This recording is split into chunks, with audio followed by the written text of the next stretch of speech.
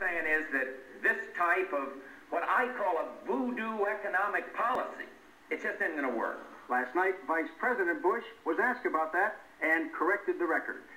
Well, what I said back then, it's very hard to find. Actually, let me start over. One, I didn't say it. Nobody, every network's looked for it, and none can find it. It was never said. There was a fundamental falsehood at the core of Reaganomics. This was the famous Laffer curve proposed by economist Arthur Laffer.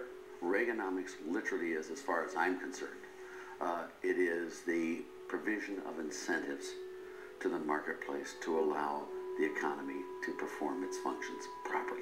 Dr. Laffer, would you draw your curve for me and explain how it works? Sure. In a very simple sense, if you tax people who work and you pay people who don't work, don't be surprised if you find a lot of people not working. Hello? Is that so complicated? The Laffer curve was presented as an intellectual support for the idea that reducing taxes would produce more revenues. I mean, if you tax rich people and give the money to poor people, you're going to have lots and lots of poor people and no rich people. And that was, I think, considered by most people a pretty extreme interpretation of what would happen.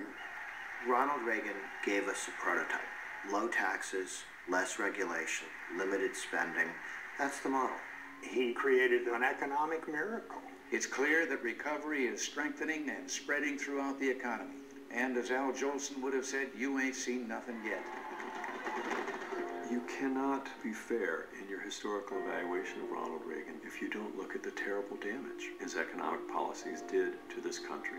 Many people say that Ronald Reagan made America strong again, that America had been greatly weakened in the 1960s and in the 1970s, and Reagan helped to rebuild American prestige, its economic power, and then put it back on the path to growth. But the real benefits, and also the tremendous costs, really only became clear more recently. The essence of Reaganomics was a massive transfer of wealth towards the rich and away from the poor. The Reagan administration, by cutting taxes overwhelmingly for the wealthiest and the corporations, set in motion arguably the single greatest government-led transfer of wealth in history and in the direction of the top 2%.